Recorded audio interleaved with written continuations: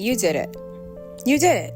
You went to college, you graduated, you got the degree, you bought the house that you wanted, you're about to close, you got the car, you're finally in a healthy relationship that you've never seen growing up. You have a very solid core group of friends who are on the same level as you or higher. They have the same focus and drive as you. They got it going on. Very amazing women. You're around a solid group of men who are strong, masculine, supportive. You know, they have their head in the game. They're hustling.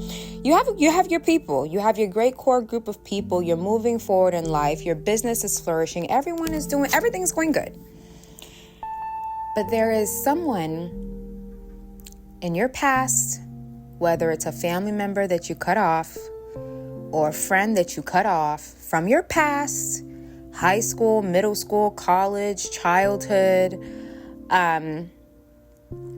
someone from your past, they're mad about it, that you divested and you left their toxic selves in the past, and they don't like that.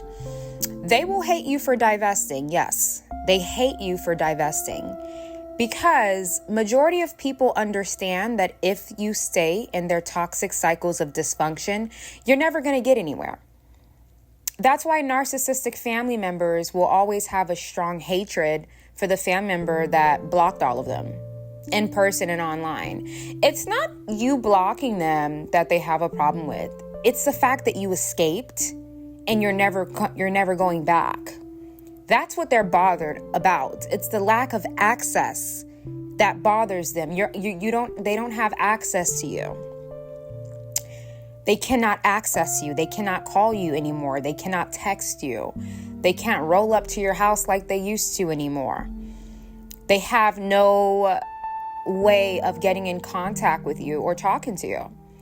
And that's really what they're upset about, because you escaped the dysfunction. I love divestors and I love divesting. I consider myself a very, very, very, I'm a divestor. I am. And I'm going to continue to grow as a divestor, and I'm going to continue to expand my divesting skills. Don't believe in any of the false notions that people believe in. In order to be a master divestor, you're going to have to leave all of that behind. Okay? Like, a lot of women believe that because they are because they came from a certain demographic or a certain neighborhood, that's the only area you can frequent, and you're not allowed to move up the ladder because you have to be loyal to the demographic of people that you were around. That is completely insane. Divestors do not see loyalty in that way. Divestors are loyal to themselves, and divestors are loyal to the bigger picture, the greater picture, with the greater picture that is going to produce the greatest outcome. Divestors are not interested in staying loyal to a demographic or a group of people or a social class or an environment because they have the fear that if they move up the ladder, they are going to somehow leave people behind and feel guilty about it. Divestors don't think that way. They hate you for divesting because you grew up and you developed yourself. A lot of people don't have a real problem with Meghan Markle. Okay? A lot of people don't have a real problem with her. It's not that. I know what people's issue is with Meghan Markle. I know what people's issues are with Candace Owens. It has nothing to do with race or them being black women. They're not mad at them because they're black women. Like, they try to make it seem like it's about race when it comes to Meghan and Candace, and it's not. They're mad at Meghan and Candace because they divested. They are black female divestors. The world doesn't like that. They divested. I don't even think they're in communication with their family from the past or their friends from the past. I don't even think they have any dealings with those people. They've moved up. They're in a completely different stage of life, and they left everybody in the past. They left them behind, and they moved forward, and they will hate you for divesting. Same thing with Leighton Meester. Her family cannot stand her because she divested. They will hate you for divesting. Because the only way people will keep you stagnant and they will keep you from moving forward is to keep you entrapped in a toxic cycle. That's why with a lot of toxic families, the minute that you decide that you're going to leave and move forward and you're going to leave them behind and you're going to block them all of a sudden everybody wants to have some intervention meeting. They don't want you to escape. No, once you escape, you'll get elevated. That's what it is. Once you escape, you will elevate as a result, and they don't want that. They don't want that. They don't want that. They don't want that.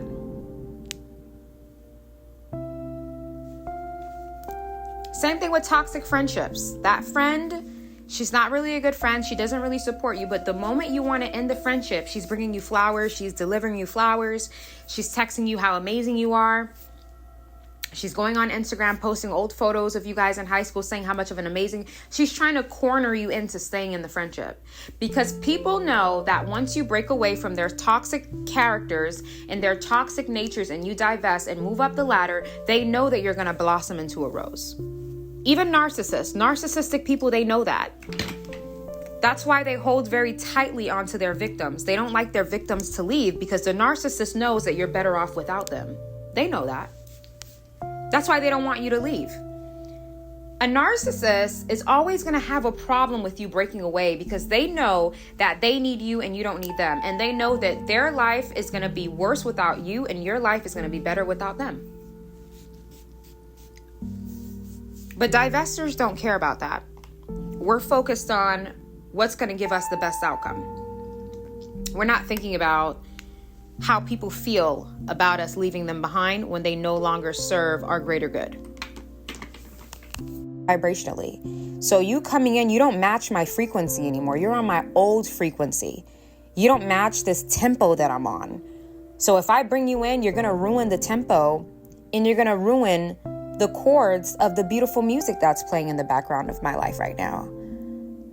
I'm not going to have you come in and mess up my tempo. Okay? I'm not going to have you come in and mess up my tempo.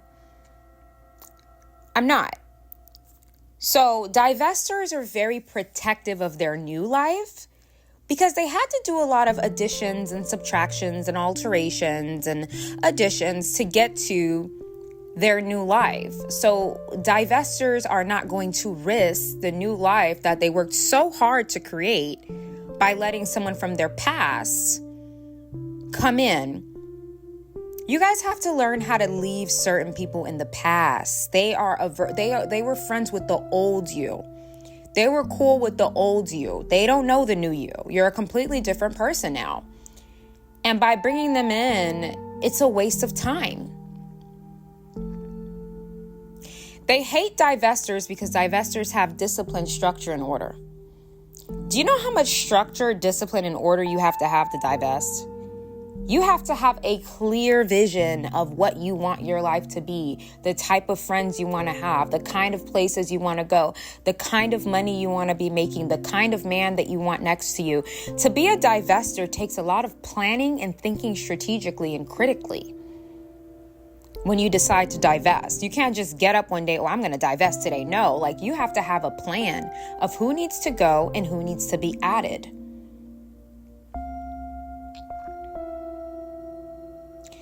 That's why I grew up in a suburban neighborhood, okay? I grew up very suburban. I grew up in the suburbs. And that's why I talk the way that I talk. It kind of reminds me of this TikTok Lika from the Kardashians and her sister because of the way they talk. They're two Black women who grew up in the suburbs, okay? They went to school with people like those type of people. So, of course, they're going to sound different. They come from a different demographic area. It doesn't make them less Black. But I grew up in the suburbs. So majority of the kids that I went to high school with, they were Persian kids, a lot of Egyptians, and a lot of Jewish kids. Of course, there were Latin and Black kids as well, but it was mainly Jewish, Persian, Argentinian, and Egyptian. So, of course, those are the friends, a lot of them, those were the friends that I had because those were the people that I was around in my neighborhood, my classes. I took all AP classes. I was around a different demographic and race of people. Now, of course, when I was in high school, I had my African American friends, my Black friends and stuff too. But one thing that I realized is there's a lot of bullying that I would experience. And the bullying didn't come from other communities. It came from my own. They didn't like the fact that I was smart. I was always told, you talk like a white girl, because I had a wonderful dialogue, and I still do. And I love dictionaries. I love books. I love learning new words. I love, extending and advancing my vocabulary. And they didn't like that. Married prior to having children. If you just want to fix your life, go back to school. People are always going to discourage you from doing better. So you have to divest from that group. Even Meghan Markle. Meghan Markle was a divester since she was in high school. Because they said that Meghan Markle would only hang out with certain types of people, only go certain type of places, only go to certain kinds of parties, only go to certain kinds of invites. Meghan Markle was a divester. She knew the exact life that she wanted, and she knows that she had to frequent certain places and stop going certain places in order to have it. And a lot of people dislike her because of that. In my family, during the holidays, people are getting beat up on a holiday. Okay? On a Christmas holiday, somebody is throwing a wine bottle or arguing or bringing up the past or bringing up some type of toxic situation, jealous. From that, I graduated from that toxicity. I'm not going back there. And that's what I'm disliked for, is the fact that I realized this is not healthy and I wanted better. And I had the discipline to do so. I have the discipline and structure to preserve what I'm building.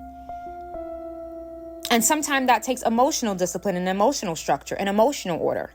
Structure, order, resilience, and discipline does not only apply to work-related things. It also applies to your emotions. And we will talk about that in the structure, order, and resilience class. If you had not signed up, it's in the description. If you're having trouble with any payment on the site, just Cash App Your Level Up Guru, put your name and your email so I can write it down and I know that you're there. But we're going to also talk about structure, order, and resilience emotionally. Because if I didn't have structure, order, and resilience emotionally, I would let that person back in. But I realized that person cannot fit into my new life. They just don't fit it. They don't fit my new life. So why am I going to go and open the door to let somebody that I haven't spoken to in years, and we left on terms where they were trying to belittle me, make me feel bad about myself, bully me, hurt me, make me feel less than, make me feel insecure. Why would I reconnect with somebody like that? That serves me no benefit, no justice. I just look at the number, and the minute I recognize the number or the message thread, or I recognize who the person is, they get blocked immediately. I'm too busy divesting and leveling up. I don't have time to reconnect with people from the past. That's just not, it doesn't fit my story. And that's the thing. People will dislike you for that. They will dislike you. When you say, this doesn't fit my story anymore. This doesn't fit what I'm going for. They will dislike you for that. Okay?